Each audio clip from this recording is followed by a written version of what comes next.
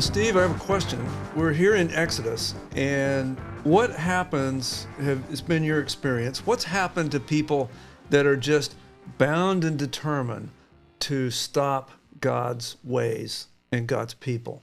What happens to people like that? Well, generally, they're frustrated in doing that. They're confounded in doing it. Or are they happy people? No, they're not happy people, and many times not so good things happen to them. And that's what we're going to find today. We're in the first chapter of Exodus, and welcome to our guest. But we're here, we're going to be starting in Exodus chapter 1, verse 15. And we have here Pharaoh, who is determined to stamp out God's people and stamp out God's ways. And in fact, at least a lot of the first half of the book of Exodus is this contest between the true God, Yahweh, and Pharaoh and the false gods of Egypt. And it's, as God will demonstrate, it's not really much of a contest. No. Because he is in control for the entire way. Right. And so that's what we have here is a Pharaoh starting to try to really tighten the screws down on the people of Israel. Because what we have here is Pharaoh, if you were with us last time, he was trying to get rid of the people of Israel. And here in this next section, he's going to really try to do it. He's going to step up his game here to try to, he's getting very serious here to try to get rid of them. So let's read in Exodus chapter 1, starting at verse 15 and going down to 22. Can you read that, Steve? Yes. Then the king of Egypt spoke to the Hebrew midwives, one of whom was named Shiphrah, and the other was named Puah. And he said, when you are helping the Hebrew women to give birth and see them upon the birth stool, if it is a son, then you shall put him to death. But if it is a daughter, then she shall live. But the midwives feared God and did not do as the king of Egypt had commanded them, but let the boys live. So the king of Egypt called for the midwives and said to them, why have you done this thing and let the boys live? And the midwives said to Pharaoh, because the Hebrew women are not as the Egyptian women, for they are vigorous and give birth before the midwife can get to them. So God was good to the midwives, and the people multiplied and became very mighty.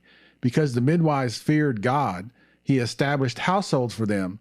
Then Pharaoh commanded all his people, saying, every son who is born you are to cast into the Nile, and every daughter you are to keep alive. Okay, so Steve, this is the start of this contest between this struggle, really, between God and his people and Pharaoh and the false gods. And so in verses 15 and 16, what was the command that Pharaoh gave concerning the people of Israel and the midwives? That when they were giving birth, they were to note whether or not it was a boy or a girl.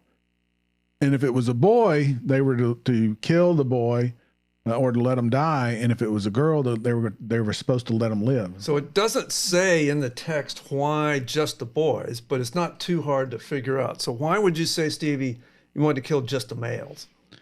Well, those are the ones that end up being the warriors and the fighters. And that was his paranoia. He was worried that they would, if other countries came against Egypt, he was worried that they would join forces with them. So you don't want to have the males in that particular situation. The males are the warriors and the fighters, and those are the ones that bring in the ethnic identity. See, the women could be servants and not be warriors, and could ultimately intermarry and mingle into Egyptian society. And ultimately, again, if you kill all the males, there's not going to be another generation. Yeah. And so it would essentially wipe out all of the Jews from Egypt. So that was the command in verse 15 and 16. Did they comply? He commanded these midwives, kill the male babies. No. And so in verse 17, did they comply? No, they didn't. And in fact, they did just the opposite. They did not kill the male babies at all. So verse 17, they feared God and did not do as the king of Egypt had commanded, but let the boys live. So that was a very very direct command to do this, and they just flat said, no, we're not going to do that. And so then in verse 18, Pharaoh asked them why the male children were not killed. And in verse 19, what was their answer? Well, their answer to him was a fib. Their answer to him was that, hey, by the time we get there, the Israelite women are not like the Egyptian women, and they're robust and they're vigorous and they have their babies quick. And so by the time we get there, they've already had the children, and therefore we couldn't be able to do what you commanded us to do. Not sure they could keep a straight face when they said that, but nevertheless, that was the answer. Right. So they did two things. They disobeyed Pharaoh. Right. And then when he asked them why, they told a lie. Right. Right. Now, verse 20, how did God respond to the midwives? He blessed them. He blessed them. Yeah. So here's the question. How could that be? Because we're in verse chapter 20. Chapter 20, we're going to get a command that made the top 10 list, which said what? You shall not lie. Don't bear false witness. And so we have here the civil government, namely Pharaoh, giving a law to do something, and they disobeyed the law. And they also, when they got caught on it, they told a lie. Yeah. But nevertheless, verse 20, how did God do? He blessed them. Right. Because of that. So what's the moral dilemma here, Steve, obviously, and how could this be? Well, how do we reconcile this? It comes about whenever the worldly or the civil government is doing things that are in direct contradiction to what God wants. And it says here that the Egyptian wives, they feared God. They were God-fearing people. And so they obeyed God. We saw it also in Acts whenever Peter was told by the Jewish leadership, hey, we told you to stop going out and preaching in the name that Jesus was resurrected. You got to quit that. And Peter's reply back to him was, we're gonna keep doing it because that's what God has told us to do. When it comes down to us doing what you tell us to do to stop, and God telling us to keep on going, we're going to do what God tells us to do. And that's what these midwives did. And another one is Joshua chapter 2, the story of Rahab. Remember Rahab? Mm-hmm. The two Hebrew spies were hiding at her place, and the soldiers came in and said, bring them out. And she told a lie to protect their lives. She said they'd already left. So we have here a system of ethics. Mm-hmm. Whenever a civil government gives a law, we are to obey that law. Mm-hmm. We're to obey the law, even if it's uncomfortable, if the taxes are high, or it's, they give some law that I don't like, it's inconvenient. Doesn't matter. We are to obey the law unless. Mm-hmm. And what's the unless? If it violates God's law. Right. And in the case of Exodus chapter 1, it was against God's law to murder innocent babies. It was, again, in Rahab's case, it was against God's law to murder innocent Hebrew people that was in her thing. In your example, Steve, in Acts with Peter that gets arrested, it's against God's law to stop telling people about Jesus. Mm-hmm. And so we should use this as a system of ethics. There are greater and lesser sins, and the greater ones outweigh the lesser, in the sense that a greater sin is to kill somebody than to tell a lie about it or to disobey the civil government. And so that's our system, is that we obey the law unless it violates God's law, in which case we have to obey God. Yeah. And so with that, I think, Steve, we should take that and really think about it, because what ends up happening is we too get in these moral dilemmas. Moral dilemmas. The people in back in Bible days, no different than us. Right. There comes days when, you and I have seen, Steve, we've lived at a time where civil government passed laws that said churches can't meet. It's that way in any given country, somewhere in the world, at any given time. Right. And so there's civil laws. I've heard missionary stories from people that said they had to meet in secret I mean, I've been places where they said, "Hey, if the police bust in here, then here's what you're supposed to say," Right. and things like that. So we have to anticipate a world that doesn't like us. Right. And they don't like us not because of us, but because of our message. They don't like the message of Jesus Christ. Right. And any Christian should anticipate what you will do if the civil law says break God's law. Right. And like you said, we should be prepared for that. So if we're doing something that is God fearing, and we're doing something that God has called us to do that might break a civil code, but also maybe another type of rule or something like that, we should be prepared to answer for it in regards to what's going on. And of course, the best answer for it is not to necessarily give something else, but do like Peter did and just say, "Oh, I fear God." Now, flesh this out for us in a practical modern day example that we could use. It's directly out of Exodus chapter 1. We have in our day a modern sin called abortion that kills babies. Just like in Exodus 1, Pharaoh commanded these midwives kill these babies. So how do we apply that to our day? It works like this. If there was a civil law, and right now I don't know of one that says this, but if there were one that commanded a woman to kill her child, Mm-hmm. then we would have to violate that law. Right. On the other hand, if there's a civil law that says somebody, which is the case today, someone can voluntarily go kill their child, that's different. We do not have moral grounds to go and violate the law because somebody else morally decides to sin. And the reason I bring this up is because, I don't know if you remember, Steve, but a few years back, there were some people that maybe had a good intention, but they were going too far. They were bombing abortion clinics, and that's wrong. And the reason it's wrong is because we're not forced to go have abortions. Right. If it was a forced abortion, then we could say, okay, now we can break the civil law because that's violating God's law. On the other hand, if they just allow people to go murder a baby, then that's different. But again, what is the civil law? We obey the civil law unless it violates God's law. And having voluntary child killing, which is abortion, doesn't force me to break God's law.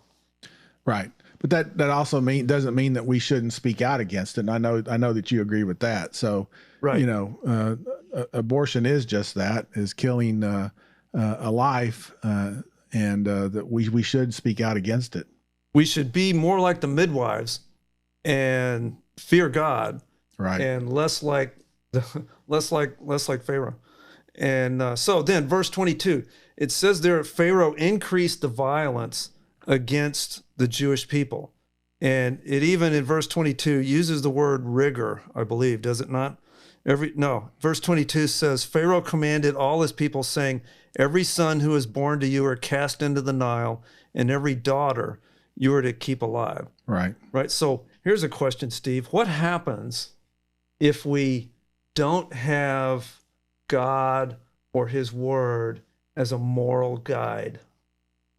What happens to us if we don't have God or God's word as a moral guide? What ends up happening to us? Well, we become conformed to the world, and we do what the world says is the correct thing to do, or what they sanction. And as we know, the world is opposed to God altogether. Lest we think we are too civilized to fall into something this bad, lest we think we're too civilized, look at the progression here in Exodus chapter 1. The first of it, he says to the midwives well, actually before that, he starts mistreating them, right? Giving them with hard labor and rigor. Then he commands the midwives to kill them. Then by the verse 22, he's commanding everybody to kill them. Mm-hmm. And so there's a progression there. And the progression happens through, in this case, the symbol of anti-God, which is Pharaoh, because he doesn't have God's word. And so what happened in our day? Same kind of progression. And where we are in the cycle is that we have allowed people to kill their children, but there's people now that are advocating, as we make this, that are advocating killing babies after they're born, just because you want to. Right. And I submit, if we don't return to God, we will ultimately fall down the same path that Pharaoh is, and there will be commands to do so at some point. Now, I'm not a prophet or a son of a prophet, but I can see what happens to a nation when they give up God. We are not so civilized that we will not end in the same type of sins that happened with any of these other countries that abandoned God. You know, God is unchanging, and his standards are unchanging. It's like an anchor that anchors a ship. It's very steady. Whereas the world and the societies, they change throughout the generations. They change throughout the years and over the decades and centuries. They change. They constantly change. And so what is a standard one day or 1 year maybe might be something different hundreds of years from now. And so the world blows with the wind. Mainly, I think it has to do with Satan influence on the world, that the more the influence that Satan has, the further he takes them away from God. And so that's why the world standards change. And so what you might think today is okay, and you might say something else is wrong to do, believe me, at some point in time in the future, society is going to say, oh no, that's okay. You can do that now. And so you can't trust something like that. You can't, it's like shifting sand. You just can't trust it. And you definitely don't want to build anything that has a foundation that can fall on shifting sand. Doesn't make sense. And we're seeing just some of the craziest things. It's almost, there was a guy wrote a book a few years ago trying to exaggerate the sins that would happen by abandoning God. And he said at the time, I'm really struggling finding examples that will shock people. And now that book is old hat, doesn't shock people because those things have actually come about. Right. And so it got so severe, this word rigor that was in this passage, God brought Israel out of that to the point where later God compares this time in Egypt. He says it was like you being in a furnace, an iron smelting furnace. Some of the translations describe it. So we have here God and his people in a bad situation. God's people are in Egypt. They're in what he later describes as like being in a furnace. And I mean, God knew all these things way back in Abraham's day, right? 400 years earlier, he said, you're going to be in this slavery in a country that's not yours. And so God knew all this all along. And so here's a question, Steve, does God forget? Is he slow? And I submit no, right? Yeah, right. And he doesn't forget, no. What has God been doing here? We're going to find out in the next chapter. What is he doing? He's preparing a deliverer. Right. Yes, his people were in this bad spot. In this bad spot for a very long time. Right. Is God asleep? I'm sure there were people out there saying, God, what happened? You've forgotten about your people. You told us we were going to prosper. Now they're commanding us to kill our children. They are killing our children. What is God doing? He is preparing one of the greatest deliverers that the nation of Israel has ever seen, one that is still spoken of and lifted up to this day, which is Moses. Right. And so that's what we can be confident of today, is that we will get in spots where we think, Lord, I'm in an oven. They're putting me through the ringer here. I'm going through circumstances, and I'll admit some people are going through just horrible circumstances. Some of them as bad as anything the Egyptians experience. Right. Has God forgotten his people? No, he hasn't. And we know of he's left us of what's going to happen in the future, and we should take heed of those things that he's left us as far as what's going to take in the future. And he even tells us on his Olivet discourse that we talked about in Matthew, these different things are going to happen, but that's okay. We shouldn't worry, because all of this stuff has to come before, or all of these things have to happen before I come again. And so while we see some of these things that are happening and the world's going crazy, and the different things that are going on, we can be assured that God isn't asleep, that he knows what's going on. He's given us a glimpse of what's going to happen in the future. And by the way, we win in the end. I've read the last chapter. Yes. We being the ones who believe in Jesus. And so we should take that same heed. Yes, it's crazy. Yes, it does. It's almost like, okay, how much longer are you going to wait? But we do know, and we have hope that he is returning. So God didn't forget about his people. Right. He did care. Look at the timing. Look at the timing. In Exodus chapter 1, Pharaoh comes in and increases the hard labor and the rigor. They still multiply. He responds by telling the midwives to kill him. They still multiply. He responds by saying, okay, I want every Egyptian in the country to throw these babies in the river and kill them all. Right. Then Moses is born.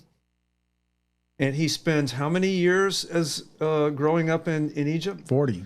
And then he spends how many years in the backside of the desert in Midian? 40. That's 80 years after all of the commands to kill all the babies. So that's 80 years. Mm-hmm. God is preparing a man. Right. He is preparing a deliverer. And I'm sure, I mean, there's people that were born and grew up and died in all this heavy persecution. Did God forget about them? No. He had a plan. He's on his own schedule. It's a great plan. It's a wondrous plan. It's just we don't always see it. And what can we learn from these passages back in Exodus? When we get put through the ringer, let's not lose sight. Let's trust God. He has a deliverance for us. He has a plan. He has a great plan. Yeah, and I just want to expand on what you said a little bit more, because you said, God was preparing a deliverer, and here it is, 80 years to when he comes and has Moses come back to Pharaoh at the time and says, let my people go. God says, let my people go. And that the people that are there going through all of that, while they're going through it, just to emphasize again, or re-emphasize what you said, God is working. They don't see it. They don't see it. In the retrospect, they see it just like we do, but at the time they don't see it. And so it's something for us to know too, that even though we don't see maybe what we think is God's influence in the world today, we should not give up our faith or give up our hope or think that God is not working. He's working, and he knows what's going on. And that's what our faith and hope should be in that he's going to make it right someday. You mentioned a while ago, Steve, that God had predicted this would happen. Well, that happened all the way back in Genesis 15:13. Right. All the way back in Genesis 15. Right. It was 400 years earlier. And then we had Abraham, Isaac, and Jacob. And so it was all the way back there in Genesis 15. God is telling Abraham, your descendants are going to grow. They're going to be in this foreign country, and they're going to be persecuted, but I will bless them. And so here again, I'm sure it was, if I was in the shoes of the sandals of these people in Exodus chapter 1, I would have been saying, God's fallen asleep and forgotten us. Yeah. But he has a plan. And it's a great plan. And it's a wondrous plan. And that's still the case today. Right. And that's why we go back to these places as we reason through. And so next time we're going to learn where the deliverer comes from. We're going to learn about Moses. He comes from the river. And there's a great contest there between Yahweh, the true God, and one of the false gods of Egypt. And so that's one of the themes that we're going to see here in this. So we hope that you're with us as we reason through the Bible, and we'll be doing that next time, and we trust that you will as well. Thank you for watching and listening, and may God bless you.